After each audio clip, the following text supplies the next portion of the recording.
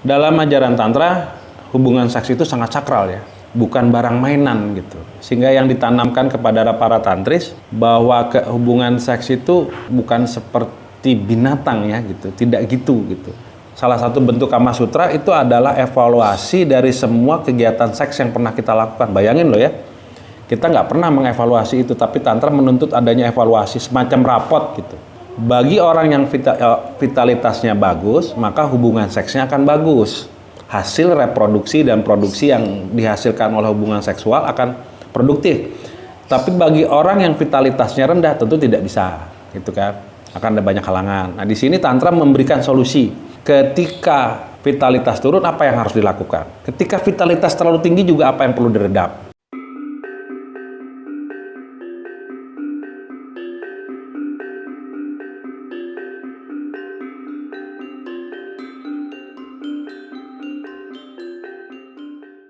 Salam jumpa Jurnal Hendra, salam budaya. Baik, ini yang kita agak unik ya, karena kita mau bicara hal-hal yang agak-agak gimana gitu. Semiotik yang kita tampilkan adalah saya dibatasi oleh dua pagar nih. Dibatasi oleh dua pagar dan koridor ke tempat kita hendak bergerak itu ke atas dan sempit. Baik, kita akan bahas hal-hal yang berhubungan dengan Tantra lagi, dan seperti janji saya kemarin, gimana Tantra itu juga ada hubungannya dengan Kama Sutra. Oke, baik, kita akan bahas ini sekali lagi.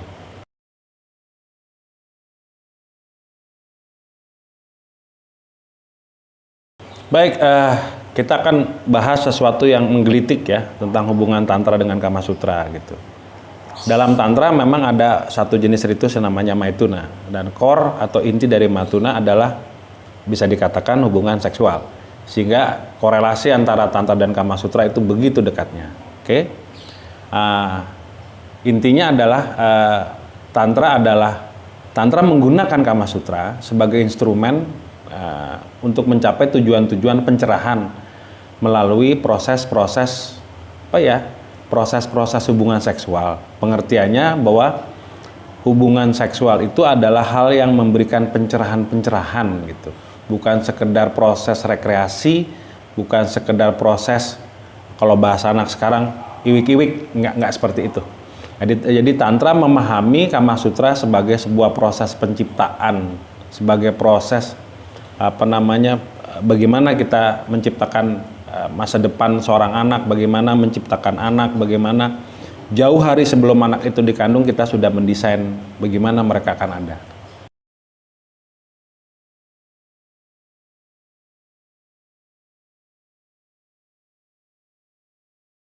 Baik, dalam ajaran Tantra, hubungan seks itu sangat sakral ya, bukan barang mainan gitu. Sehingga yang ditanamkan kepada para tantris bahwa hubungan seks itu bukan seperti binatang ya gitu, tidak gitu.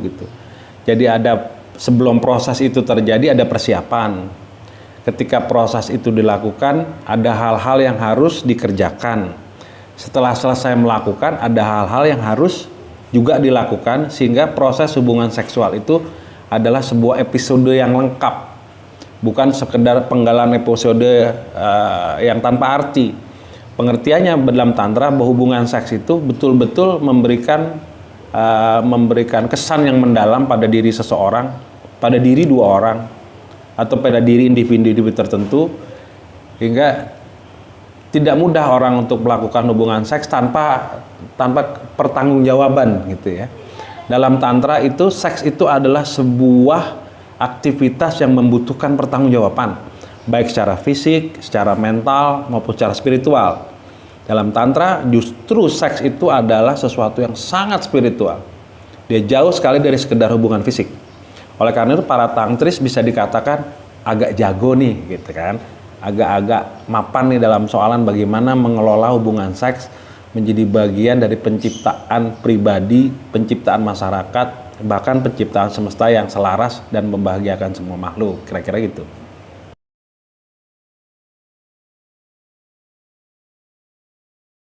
Oke, kalau kita bicara tentang Kama Sutra, apakah kitab Kama Sutra bisa dipelajari sama orang-orang yang tidak tantris? Saya kira dalam pembelajaran apa saja tentu kita bisa mengutip ya.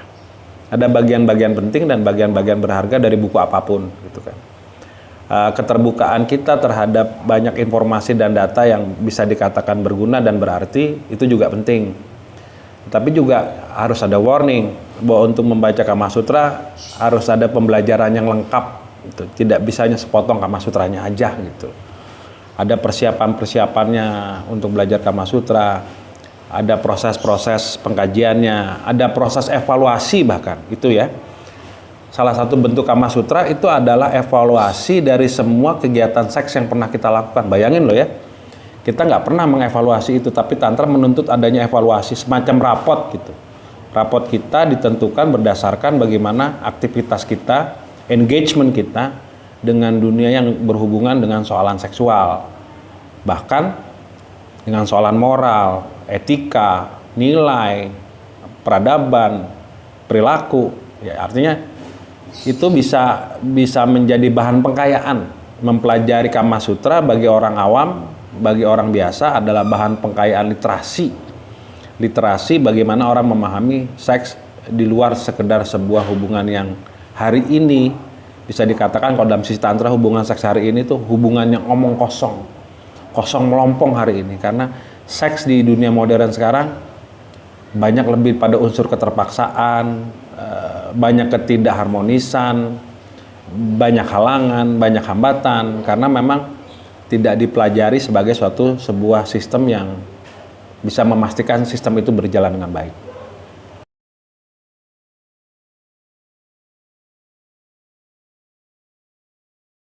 Oke, dalam tantris sama saja dengan beberapa ajaran esoterik kita mengenal cakra. Ada cakra bawah sampai cakra mahkota. Kalau misalnya pembelajaran sistem lain, contohnya sistem Reiki. Reiki itu membangkitkan energinya dari cakra mahkota turun ke bawah. Jadi sifatnya itu adalah menyeru ke atas agar yang atas turun dari posisi atas menuju bawah. Dalam Tantra terbalik, Tantra itu yang dibangkitkan adalah cakra dasar. Dari cakra dasar naik ke cakra seks, ke cakra perut, ke cakra jantung, ke cakra tenggorok, sampai kepada cakra mata ketiga dan cakra mahkota. Di proses pembangkitan energi life ya, life energy atau disebut vital energy ya, bukan energi ini, tapi energi vital kehidupan itu dibangkitkan dari bawah ke atas. Sehingga salah satu indikator penting kesehatan dalam tantris adalah munculnya kekuatan-kekuatan atau dorongan-dorongan seksual. Contohnya ketika kita pubertas. Ketika seorang anak mencapai tahap pubertas, itu berarti kekuatan Kama Sutra dasarnya tumbuh. Dan kekuatan itu terus membangun dirinya, membangun identitasnya, membangun hegemoninya, dan membentuk perilakunya. Itu pada saat remaja. Nah, pada saat kita tua, kemampuan seks akan turun. Pada titik tertentu kemampuan seks bisa dikatakan sangat minimal gitu. Nah, oleh karena itu Tantra menggunakan ukuran-ukuran kekuatan vital itu didasarkan pada pengamatan kita terhadap bagaimana perilaku seks kita. Itulah kenapa Tantra menggunakan instrumen itu untuk alat ukur vitalitas kehidupan. Bagi orang yang vitalitasnya bagus, maka hubungan seksnya akan bagus. Hasil reproduksi dan produksi yang dihasilkan oleh hubungan seksual akan produktif. Tapi bagi orang yang vitalitasnya rendah tentu tidak bisa, gitu kan? Akan ada banyak halangan. Nah, di sini Tantra memberikan solusi, gitu ya. Ketika vitalitas turun, apa yang harus dilakukan? Ketika vitalitas terlalu tinggi juga apa yang perlu diredam untuk supaya jangan ngawur, gitu. Ini kenapa Tantra selalu menggunakan hubungan seks sebagai alat ukur, gitu.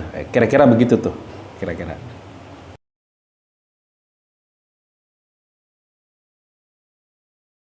Oke, ini menarik ya, gitu. Apakah ajaran Kama Sutra relevan dengan hari ini? Ajaran Kama Sutra itu very grand ya, gede banget gitu ya. Sehingga sebelum melakukan hubungan seksual, contohnya kita harus mandi. Warisan Tantra kalau di kampung kami di Sumatera nyebutnya betanggas. Sebelum kita melakukan sesuatu harus wangi, harus diasepi dulu badannya sebelum kita melakukan hubungan seks yang penting, ada puasanya. Pada saat melakukan seks tidak sekedar tapi ada mantra-mantra yang diucap ketika kita mendapatkan kenikmatan itu, contohnya memanggil nama dengan nada tertentu. Nah, setelah melakukan hubungan seks ada hal yang dilakukan, ya mandi lagi, oblasi, ablasi, ritus-ritus pensucian diri setelah kita melakukan hubungan seks. Artinya relevansi Kama Sutra di dunia modern itu soalannya adalah soalan efisiensi waktu ya. Karena manusia modern benar-benar terjepit dalam penggunaan waktu. Sementara Kama Sutra, hubungan seks dalam persoalan Kama Sutra membutuhkan rentang waktu yang cukup lama ya. Jadi bisa dikatakan salah satu hubungan seksual itu bisa dimulai dari jam 8 bisa selesai itu jam 2 pagi. 8, 9, 10, 11, bayangin 5 jam tuh ya. Proses awal, persiapan, proses kreasi dia sendiri sampai post seksual itu ada berjam-jam. Misalnya dalam hari ini kalau kita mencumbu istri kita itu mungkin nggak ada rasanya gitu kan, karena nggak tahu titik mana yang mesti disentuh gitu. Kalau kita menyentuh istri kita atau membelai rambutnya nggak ada getaran. Kalau kita melihat matanya biasa-biasa saja. Tapi Kama Sutra akan bisa memberikan nilai tambah gitu, mengembalikan kita untuk menciptakan hubungan-hubungan istimewa dengan orang-orang yang berharga bagi kita. Nah, itu kan relevansi Kama Sutra di hari ini. Bisa dikompaksi itu gitu. Bisa memperbaiki banyak hal gitu. Itu yang bisa kita pakai di dunia sekarang ini.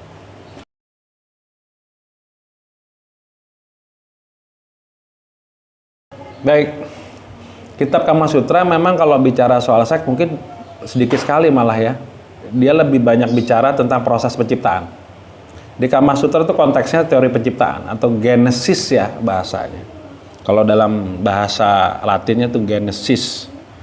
Bagaimana penciptaan itu diawali oleh kekuatan dasar yang ada di alam semesta.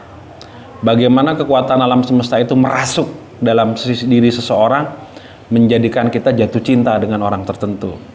Bagaimana kekuatan cinta itu mendorong lebih kuat lagi proses biologis kita untuk bisa melakukan hal-hal yang luar biasa, olah asmara, olah rasa, olah cipta, olah rasa, olah karsa, yang membentuk satu manusia yang utuh gitu ya. Jadi Kama Sutra bicara tentang keutuhan manusia, the wholeness of human beings. Seks itu hanya satu bagian dari yang dikatakan tadi 12 atau 7. Bahasanya kita menempuh 7 samudra dan 7 benua untuk mencapai kebahagiaan. Nah itu konsepsi-konsepsi Kama Sutra dan bagaimana Kama Sutra bisa menjaga keberlangsungan hidup dan keberlanjutan hidup. Bagaimanapun juga proses seks adalah apa yang menjadikan kita umat manusia Homo sapiens ini berlanjut dari generasi ke generasi. Nah, sebetulnya Kama Sutra bicara tentang konteks ontologinya manusia, konsep epistemologi, bagaimana manusia menggunakan dan mengelola pengetahuan dia tentang dirinya, dan kemudian hal-hal yang bersifat kosmogoni, hubungan manusia dengan semesta dan seterusnya. Jadi Kama Sutra bicara tentang kama. Kama itu penciptaan ya. Kama itu bukan alat seksual. Kama itu benda-benda objektif gitu. Jadi setiap benda itu misalnya bolpen itu benda maskulin, kertas itu benda feminin. Dalam bahasa pun semua apapun punya identitas seksual. Dalam proses aktivitas apapun, penyatuan benda-benda dengan ciri-ciri seksual itu penting. Pena dengan kertas, pensil dengan kertas, ulekan dengan pegangan ulekan, lampu dengan stekernya, positif dan negatif dan seterusnya. Jadi itulah yang sebetulnya dibahas oleh Kama Sutra. The human engineering-nya itu loh. Atau bagaimana orang zaman dulu menceritakan proses penciptaan dengan konsepsi mistikologis. Ya itulah kira-kira isi kitab Kama Sutra itu kayak begitu isinya kalau dibedah pelan-pelan. Baik, kita sudah bicara Kama Sutra, itu balik lagi Kama Sutra itu bicara tentang penciptaan. Di episode berikut kita akan perkaya Kama Sutra dengan ritus-ritus tantra, tetapi bukan Tantra dalam pengertian-pengertian yang klasik, tapi kita mendudukan lagi peran dan fungsi Tantra di dunia digital modern ini. Apa sih yang kita bisa gunakan, kita manfaatkan dari Tantra, bukan dengan konsepsi mistikologisnya, tapi dengan konsepsi yang ada relasinya dengan kehidupan hari ini.